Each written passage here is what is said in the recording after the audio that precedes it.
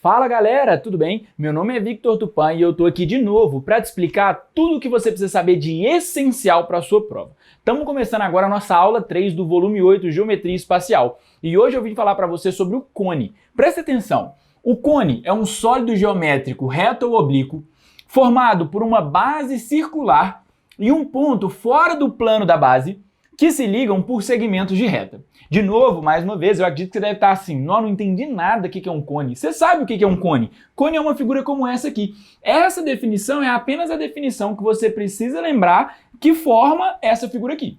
Beleza? Dentro do cone, eu quis trazer para vocês aqui algumas coisas importantes. Presta atenção.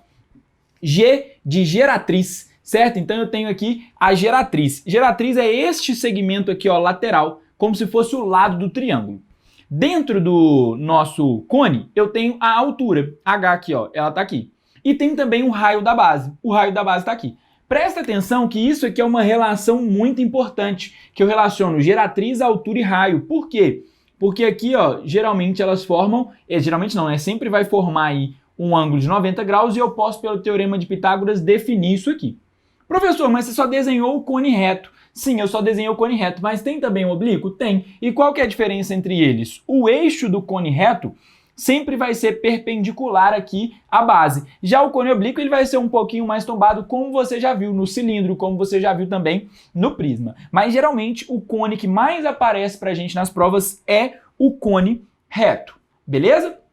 Uma coisa interessante é que a gente pode falar também que o cone ele é um sólido de revolução. O que é isso? O cone ele é um sólido de revolução gerado pelo giro de um triângulo retângulo. Estranho? Não. Olha só, imagina que eu tenho aqui esse triângulo retângulo.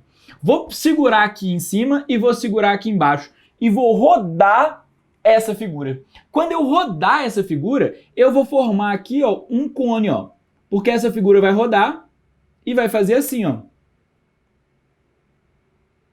E aí eu vou acabar formando aqui um cone, ó. Beleza? Então o cone ele é formado pelo giro de um triângulo retângulo e aí a gente pode falar que ele é um sólido de revolução.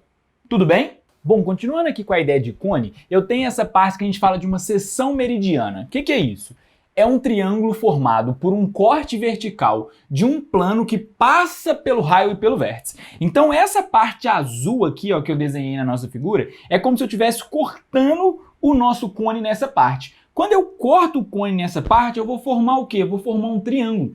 Esse triângulozinho aqui do meio, certo? Então isso é uma seção meridiana. Este corte aqui que forma esse triângulo dentro do cone. A ideia aqui é o seguinte, se o triângulo formado for equilátero, o cone será equilátero. Então eu vou ter que a minha geratriz é igual a 2R. Então eu também tenho aquela ideia, igual eu tinha de cilindro equilátero, eu tenho de cone equilátero, que vai ser quando a minha geratriz for igual a 2R. Tudo bem? Uma das coisas mais importantes que a gente não pode esquecer são essas fórmulas que a gente utiliza para resolver vários problemas de cone. Uma delas é a área da base. Como que eu calculo a minha área da base de um cone? πr², certo? Por quê? Porque é um círculo, você já viu isso. A área de círculo, πr². Agora, como que eu calculo essa área lateral? E qual seria até o formato dessa área lateral? Vocês conseguem imaginar? Então, essa área lateral aqui, ó, é a área lateral formada por este triângulo, mas ele não vai ser simplesmente um triângulo. Essa área lateral, ela vai ser algo desse tipo aqui, ó. Certo? Essa seria a área lateral de um cone, a superfície lateral de um cone. Então, eu preciso descobrir quanto que seria isso, essa medida. E essa medida, ela vai dar πrg. Beleza? πr vezes a geratriz. Aqui eu consigo calcular essa ideia.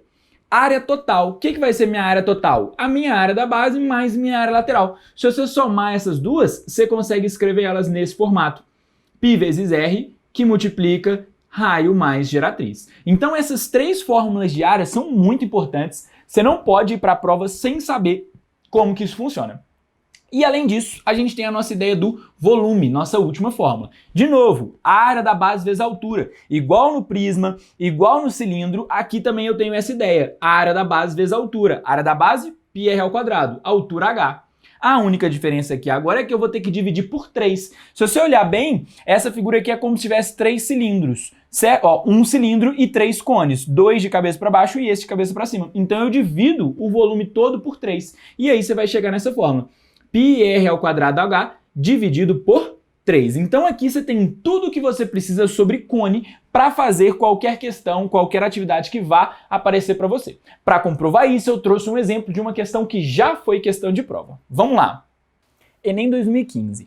Em regiões agrícolas, é comum a presença de silos para armazenamento e secagem da produção de grãos, no formato de cilindro reto, sobreposto por um cone, e dimensões indicadas na figura.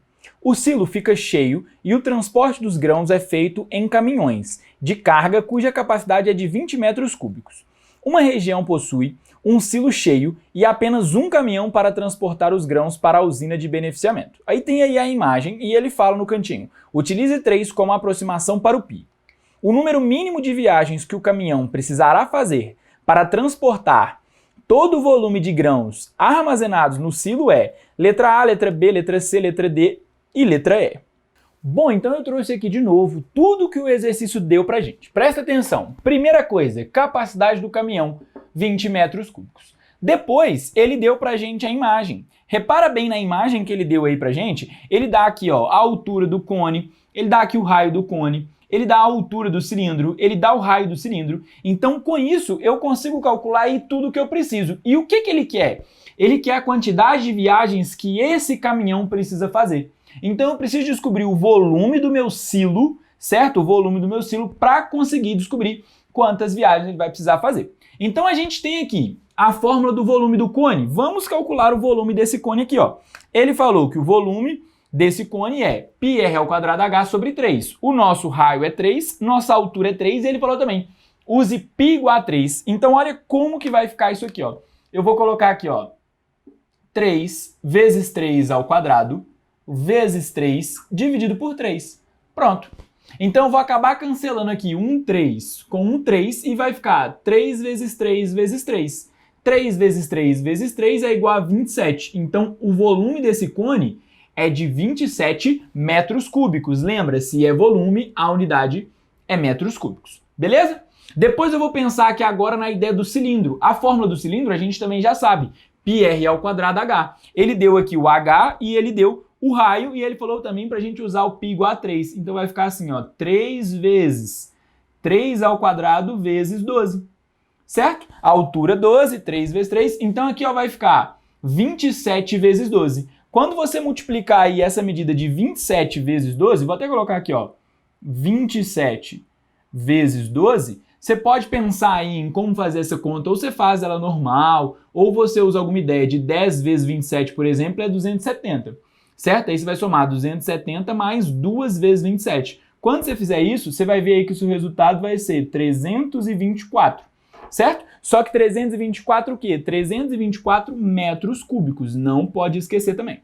Beleza? Então você tem essas duas medidas. E se você quer descobrir o volume do silo, você soma essas duas. Você coloca aqui o 27 metros cúbicos que você tinha do cone, mais os 324 metros cúbicos que você tinha do cilindro. Pronto. Somando essas duas, você vai ter o volume do silo. E o volume do silo vai ser quanto? Vai ser a soma dessas duas. Ó, 7 mais 4 aqui vai ficar 1.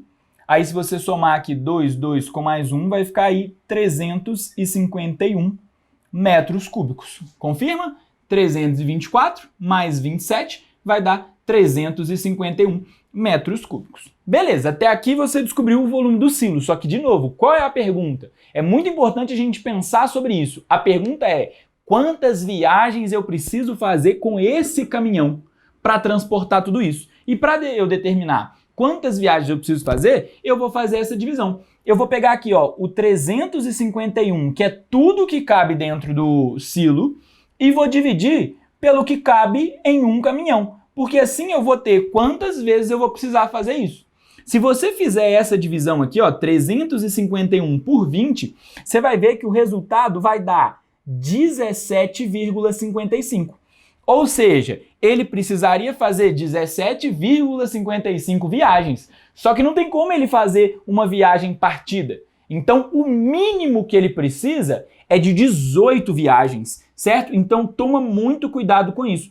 Porque a resposta certa é 18, letra D. Mas lá na letra C tinha a resposta 17. Então, cuidado, não é 17, é 18, porque é o mínimo de viagens que ele precisa fazer. Ele vai fazer uma viagem com a carga reduzida? Vai, mas ele precisa fazer, então, 18 viagens. Beleza? Bom, pessoal, terminamos aqui mais uma aula. Fiz com vocês hoje a aula sobre cones. Na nossa próxima aula eu vou falar sobre pirâmides. Então, se você está gostando, não esquece, curte, comenta, compartilha com os amigos, se inscreve no canal para você receber todas as minhas notificações. Então lembre-se, ano que vem você está na faculdade. Valeu!